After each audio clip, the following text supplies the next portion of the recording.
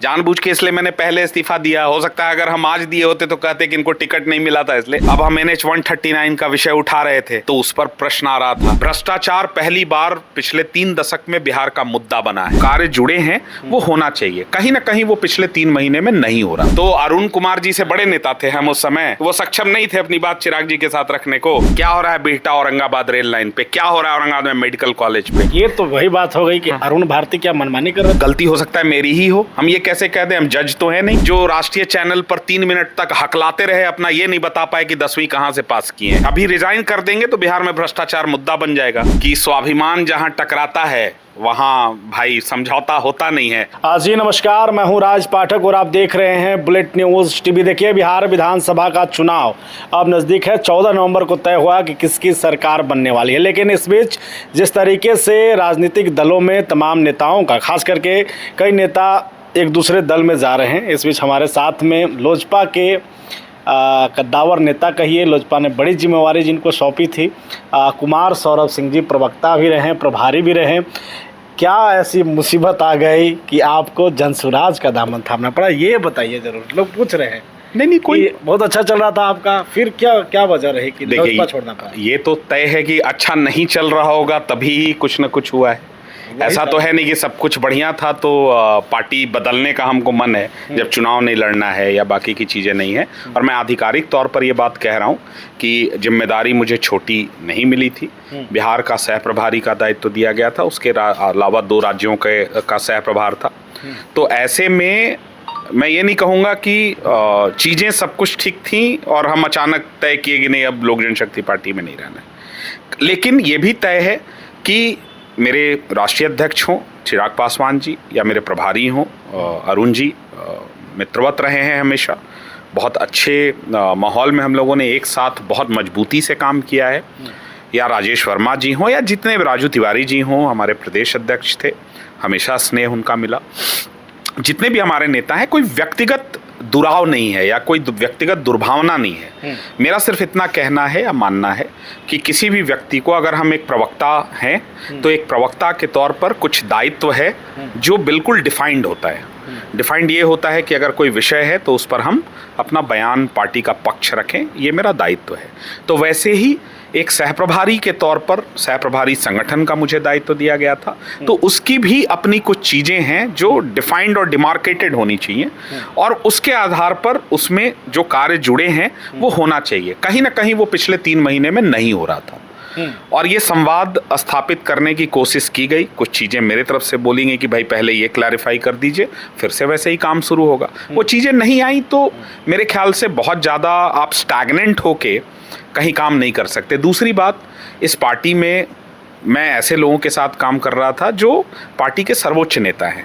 मतलब मेरे राष्ट्रीय अध्यक्ष हैं चिराग पासवान और अरुण जी नंबर 2 हैं, प्लस उनके बहनोई हैं। तो मैं, अगर मुझे कोई शिकायत भी थी तो मैं अपनी शिकायत किसके पास ले जाता। अब मतलब चिराग पासवान जी से, मान लीजिए मेरे मन की पीड़ा मैं कहूँ तो चिराग पासवान जी से चिराग पासवान जी की शिकायत करने जैसा ये हो जाता। मतलब ये तो वही बात हो गई कि अरुण भारती क्या मनमानी कर रहे थे। नहीं, ये गलत बात, ये शब्द गलत है। ये देखिए आप लोग सुर्खी, ये एक प्रॉब्लम है मीडिया का कि कुछ ना कुछ इस प्रकार का शब्द यूज करो जिससे ज्यादा से ज्यादा व्यूज, ये गलत बात है। नहीं, मनमानी कैसे होगा? संगठन का ढांचा है और उनको राष्ट्रीय अध्यक्ष जी ने दायित्व दिया है और उस दायित्व के निर्वहन में वो बहुत अच्छा काम कर रहे हैं और कर रहे थे। कहीं ना कहीं कुछ न कुछ विषय रहा होगा जहां उनको लगा होगा कि सामंजस्य की कमी, मैं मानूंगा हो, गलती हो सकता है मेरी ही हो। हम ये कैसे कह दें, हम जज तो है नहीं। कुछ कमियां हो सकता है मुझ में रही। आप ये कह रहे हैं कि चिराग पासवान जी की गलती चिराग पासवान, मतलब नहीं, ये बात तो है कि आप अरुण भारती के कुछ फैसले पर कहीं ना कहीं गलत। मैं ये कह रहा हूँ कि आप पार्टी के राष्ट्रीय अध्यक्ष हैं, ठीक है, और आपके बहनोई जो हैं या आपके जो है सांसद जो हैं वो नंबर 2 नेता हैं। और अगर मेरा कुछ शिकायत है भी तो मैं किससे कहूँगा? तो शिकायत बताइए ना। आप तो लोग पूछ ही रहे हैं, छोड़ने की कोई शिकायत तो होगी, क्या वजह है? अरे भाई, मैंने मनमानी चल रहा था पार्टी में, बात आपकी नहीं सुनी जा रही थी, ये वजह रही। टिकट को लेकर भी रही चर्चा कि विधानसभा चुनाव है, आप संगठन से जुड़े रहे हैं, एक जिम्मेवारी आपको दी गई थी, तो क्या जहां पर आप चाह रहे थे सीटों को लेकर के, वैसे कैंडिडेट को लेकर, वो नहीं सुना गया? ये बताइए ना, क्या ये वजह रही? अच्छा, आपको याद होगा आप ही के साथ मैंने एक इंटरव्यू किया था जी, कितना दिन पहले, लगभग। हाँ, 2-3 महीना। 2 महीना 3 महीना पहले आपका प्रश्न था कि क्या आप चुनाव लड़ेंगे। हाँ। मेरा जवाब क्या था कि जिनको भी चुनाव लड़ना है, अगर एक कमजोर राजनीति करने वाला भी व्यक्ति है तो वो कहीं ना कहीं जाके गांव में संपर्क, 10 ही गांव में घूम रहा है लेकिन घूम रहा है। तो अगर मैं, इतना तो बुद्धि मेरी कम नहीं है कि अगर हमको चुनाव लड़ना होता तो 10 ही गांव घूमते, लेकिन घूमते। तो चुनाव नहीं लड़ना था, ये मैंने हमेशा स्पष्ट किया है 2025 का। दूसरा, सूची भी नहीं आई है, किसी को ये नहीं पता है कि कौन कितनी सीटों पर चुनाव लड़ेगा, कहां से लड़ेगा, ये तो छोड़ दीजिए। आपको है पता, अभी जब आधे घंटे पहले सूची नहीं आई थी तो आप कह सकते थे क्या कि कौन कहां से चुनाव लड़ेगा? नहीं, कितनी सीटों पर चुनाव लड़ेगा ये भी नहीं पता था। तो कहीं ये भी बात सही नहीं है कि टिकट फलाना ढिमका जो है, ये भी नहीं है। जानबूझ के इसलिए मैंने पहले इस्तीफा दिया। हो सकता है अगर हम आज दिए होते तो कहते कि इनको टिकट नहीं मिला था इसलिए। देखो आप, फिर मैं कह रहा हूं, उस स्तर पर जहां चिराग पासवान जी देश के, मैं कहूंगा 10 बड़े नेताओं में एक हैं। चिराग पासवान जी बिहार के भविष्य हैं।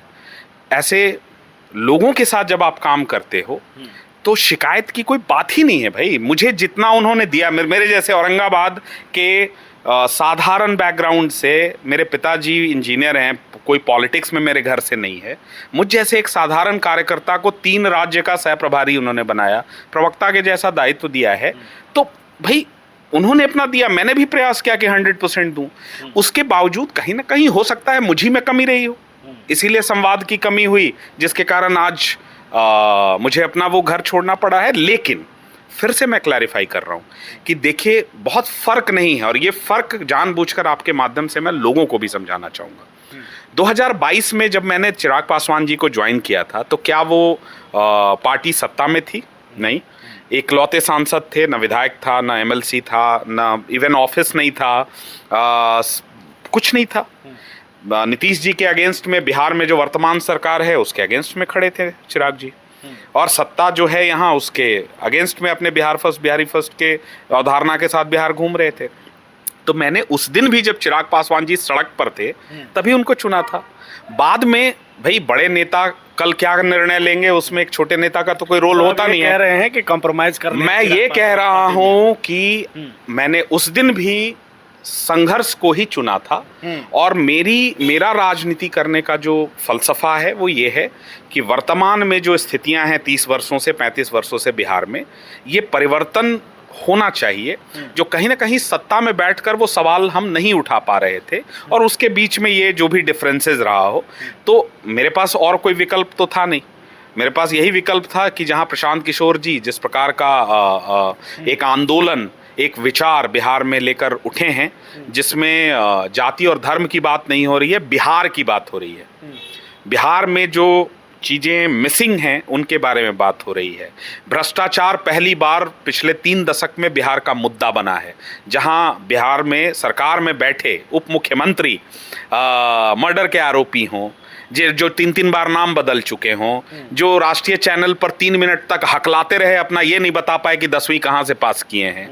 दूसरे मंत्री जी जो है 200 करोड़ की प्रॉपर्टी कहाँ से बना दिए वो नहीं पता, वो कह रहे हैं कि मेरी पत्नी का भी इसमें हाथ हो सकता है।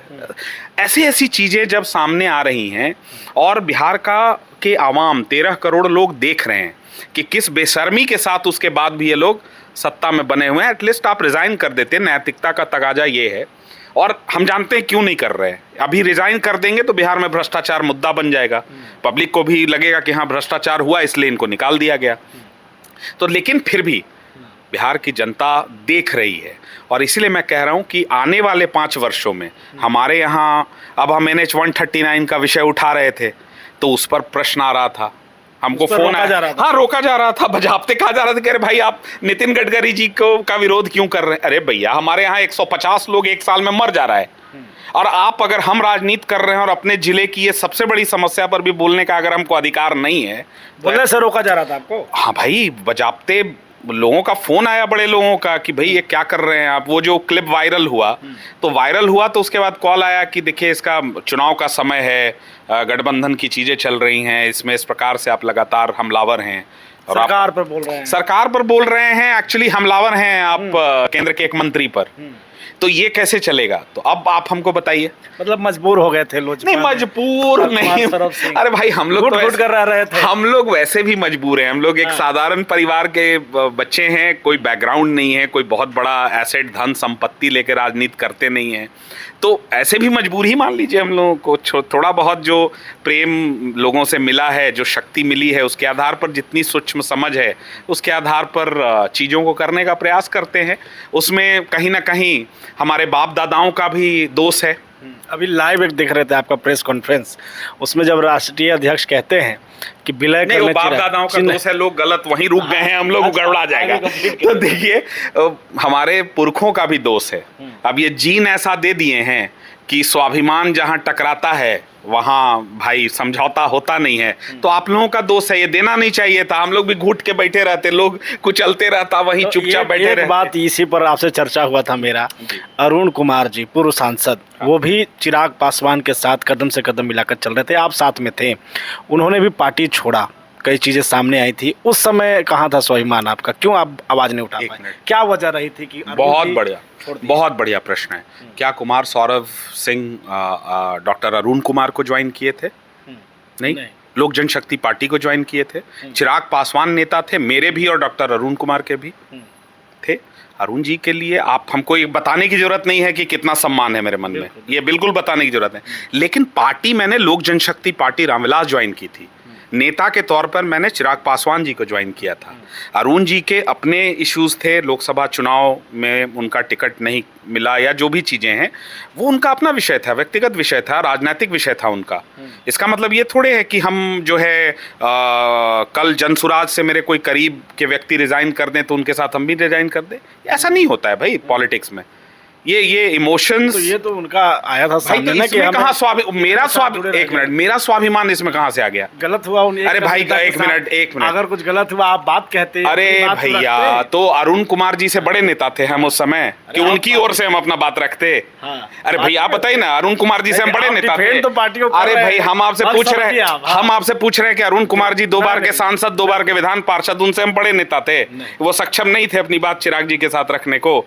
तो उसमें क्या रोल, उसका इससे क्या लेना देना है? वही होगा, डोनाल्ड ट्रम्प को आप नरेंद्र मोदी से कंपेयर फिर करने लगे। आप लोग का यही परेशानी है। चलिए एक सवाल जो हम पूछ रहे थे उसका जवाब, जब प्रेस कॉन्फ्रेंस के बीच में आप बैठे हुए थे और जब कहा गया कि विलय कर लीजिए चिराग जी पार्टी को, आप खूब ताली बजा रहे थे। क्या चाहते हैं चिराग पासवान की पार्टी विलय करे? बिल्कुल स्वागत है, बढ़िया रहेगा। चिराग पासवान जी बिहार फर्स्ट, बिहारी फर्स्ट की बात करते हैं, हम जय बिहार की बात करते हैं। चिराग पासवान जी एक सुलझे हुए, मंजे हुए युवा नेता हैं, प्रशांत जी भी युवा हैं, दोनों साथ आए।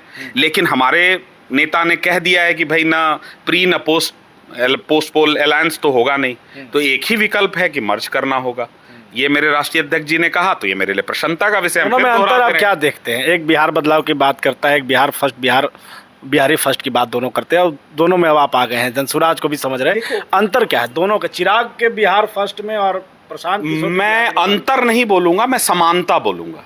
अंतर में फिर गड़बड़ा जाएगा कि उसमें से आगे आप अपने में बाद में समर्थन। यही तो समझना है, स्पष्ट करिए। शब्द में बहुत फर्क हो जाता है। अंतर क्यों कहें, समानता देखिए ना, दोनों बिहार की बात कर रहे हैं, दोनों जाति और धर्म की राजनीति नहीं करते हैं, ठीक है। दोनों का जो उद्देश्य है वो बिहार को विकसित राज्य की श्रेणी में शामिल कराना है। दोनों कहते हैं कि भाई बिहार की व्यवस्था जो है उसमें काम हुआ है, लेकिन इतना नहीं हुआ है जिससे जो है हम संतुष्ट हो जाएं। बिहार कहीं ना कहीं देश के जो अन्य राज्य हैं उससे, जो विकसित राज्य हैं उनसे हम बहुत पीछे हो गए हैं। एक तरफ गुजरात में हम जो है सबसे बड़े सोलर पावर प्लांट की बात करते हैं। गुजरात में जो है वो कैसे 2035 में गुजरात कैसा होगा इसकी बात होती है। बिहार 2035 में कैसा होगा इसकी बात कब होगी? ये प्रश्न मूल है कि आने वाले 10 वर्षों में, जब 25 में हम बात कर रहे हैं और एक तरफ प्रधानमंत्री जी मेरे ये रोड मैप देते हैं कि 2034-35 में जब गुजरात 75 वर्ष का होगा तो गुजरात कैसा होगा, तो ये हर एक बिहारी, 13 करोड़ बिहारी भी जानना चाहते हैं कि आने वाले 10 वर्ष में बिहार कैसा होगा। इसका भी रोड मैप होना चाहिए ना, क्योंकि 30 सांसद जिता के भेजे हैं, पिछली बार 39 सांसद दिए थे 2019 में। हमेशा बिहार में डबल इंजन की सरकार है, लेकिन यहाँ बात होती है 5 किलो अनाज की, यहाँ बात होती है जो है सिर्फ जो है कैसे हम कुछ रुपए जो हैं लोगों को दे दें। तो ये बताना होगा कि यहाँ वो इंडस्ट्रियल डेवलपमेंट से रिलेटेड नीतियां कब होंगी, बिहार के विकास को लेकर दिल्ली में कब नीति आयोग और प्रधानमंत्री जी बैठक करेंगे और उसका एक रोड मैप तैयार करेंगे कि आने वाले 5 से 10 वर्षों में बिहार कैसे विकसित राज्य की श्रेणी में आए। अब कल से तो भाई इस पर प्रश्न होगा। तैयारी है सरकार को, अब तक डिपेंड करते रहे, अब हमला भाई देखो, जो दायित्व है हमारा, आज आप बुलेट न्यूज में हैं, कल आप एनडीटीवी में चले जाइएगा तो उनके जो एडिटर होंगे उनके हिसाब से आपको पूछना होगा। तो सिंपल है, आज से अभी से प्रश्न बहुत सीधा रहेगा। बिहार प्राथमिकता है, बिहार के 13 करोड़ लोग प्राथमिकता है, मेरा मगध, मेरा औरंगाबाद प्राथमिकता है, और वहां से जुड़े किसी भी विषय पर तीखे प्रश्न जो भी हैं सत्ता में उनको जवाब देना पड़ेगा। और खाली जवाब नहीं देना पड़ेगा, जरूरत होगा तो उनको बड़ी मजबूती के साथ घेरा जाएगा। ये जो दिशा की बैठकों में ये गायब रह रहे हैं और हमारे किसान लाठी खा रहे हैं, तो हर एक महीने के 15 दिन में अब हम क्या करने जा रहे हैं ये आप लोग देखिएगा। हर एक 15 दिन पर अब हम लोगों का दिशा का बैठक होगा और उस बैठकों में पूछा जाएगा कि हाँ बॉस बताओ अब क्या हो रहा है यूरिया पे, क्या हो रहा है NH 139 पे, क्या हो रहा है बिहटा औरंगाबाद रेल लाइन पे, क्या हो रहा है औरंगाबाद में मेडिकल कॉलेज पे, क्या हो रहा है, कब यूनिवर्सिटी आ रहा है यहाँ, ये पूछा जाएगा। अब पूछेंगे, एकदम पूछा जाएगा। अब तो लाइसेंस है, अब लाइसेंस मिल गया। एक सवाल जाते जाते, क्योंकि सवाल ये कि प्रशांत किशोर के साथ हैं लेकिन चिराग जी की भी तारीफ आप कर रहे हैं। जब ये पार्टी छोड़ने का निर्णय आपने लिया, सबसे करीबी माने जाते थे आप चिराग पासवान के, फोन वन आया और क्या फिर बुलाएंगे तो जाएंगे? अब ये बात हम दोनों के बीच की है, ये सार्वजनिक करना सही नहीं है। लेकिन आप फिर से क्या अब आप फिर से, ये राजनीति में प्रासंगिक प्रश्न नहीं है, आप भी जानते हैं इसका उत्तर, ये संभव नहीं है। आज मैंने औपचारिक रूप से सदस्यता ग्रहण की है जनसुराज की, और मेरा कमिटमेंट, कल भी मैं बहुत कमिटेड रहा हूँ। मैंने अपने जीवन में बहुत सारी गलतियां की हैं, लेकिन मेरे कमिटमेंट को लेकर कोई प्रश्न नहीं उठा सकता है। और आप याद करिए 2 महीने पहले उसी इंटरव्यू में आपका भी ये प्रश्न था जनसुराज को लेकर, तब भी मैंने क्या कहा था? क्या तब मैंने प्रशांत किशोर की तारीफ नहीं की थी? मैंने तब भी कहा था कि प्रशांत किशोर जी अच्छा काम कर रहे हैं। आज भी मैं कह रहा हूँ कि चिराग पासवान जी अच्छा काम कर रहे हैं। देखो, निगेटिव पॉलिटिक्स करने से आप कुछ हासिल नहीं कर लेंगे, और कोई एक व्यक्ति बिहार का भला कर ले ये भी संभव नहीं है। सबको अपने अपने हिस्से की चीज़ें करनी होंगी। चिराग जी भी बहुत सारा काम कर रहे हैं, मखाना बोर्ड का गठन हुआ है, निफ्टम आया है तीसरा हमारा, अभी मदर डेयरी का प्लांट आ रहा है मुंगेर में, कुछ अच्छे कार्य हुए हैं वहाँ भी, तो आप उनको इग्नोर नहीं कर सकते, या आप उसके बारे में ऐसा नहीं है कि अपनी राय बनाकर कहें कि नहीं कुछ काम नहीं हो रहा है। और वो युवा हैं, हम जानते हैं कि उनके भी मन में बिहार को बढ़ाने का, बिहार को विकसित बनाने का एक संकल्प है, और उसके लिए वो पूरी मजबूती से काम भी कर रहे हैं। सत्ता में रहते हुए कितना वो काम कर पाएंगे, मैं अब उसका असेसमेंट एक समय आने के बाद करूंगा। वर्तमान में हमारा दायित्व है, अभी तो पहले चुनाव है, चुनाव में जनसुराज 243 पर लड़ने की बात है जनसुराज की। जमीनी स्तर पर, चूंकि आप चिराग पासवान की पार्टी से आए हैं, तुरंत आए हैं, तो कुछ तो ख्याल होगा ही इस पार्टी को लेकर, सोच होगा। क्या लग रहा है, क्या देखिए, मैं सामान्यतः कयास नहीं लगाता हूँ। जनसुराज के आज ही मैंने ज्वाइन किया है, तो इंटरनल स्ट्रक्चर और ऑर्गेनाइजेशनल स्ट्रक्चर की बहुत जानकारी मुझे नहीं है। बट आप और हम इसी समाज में रहते हैं, तो समाज, वो कहते हैं ना कि चावल जो है अगर आप बना रहे हैं तो सभी चावल को एक एक करके टेस्ट करने की जरूरत नहीं है। आप अगर एक चावल को उठाकर उसको कर लेंगे तो आपको पता चल जाएगा कि कितना पका है, कितना नहीं पका है। तो समाज में जिस प्रकार का समर्थन, जिस प्रकार का भाव, जिस प्रकार का आदर, जिस प्रकार का सम्मान प्रशांत किशोर जी के लिए मिल रहा है, जनसुराज के लिए मिल रहा है, मुझे लगता है कि वो वोटों में भी तब्दील होगा। और वोट में अगर तब्दील हो गया तो हमको लगता है कि कोई भी चेंज या कोई भी बड़ा क्रांति कहकर नहीं हुआ है, अचानक ही होता है। तो बिहार के लोगों ने अगर ये मन बना लिया, और जो मुझे लगता है कि 2025 में के बाद नीतीश कुमार बिहार के मुख्यमंत्री नहीं रहेंगे, और बिहार में एक बड़े व्यवस्था परिवर्तन आपको दिखेगा। अब मेरे नेता ने कहा है कि या तो अर्श पर या फर्श पर, मैं मानता हूं कि हम अर्श पर ही रहेंगे।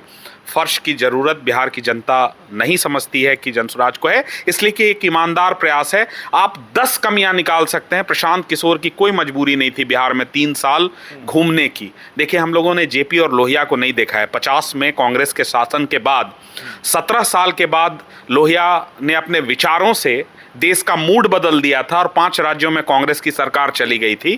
कांग्रेस को कामराज मॉडल लाना पड़ा था।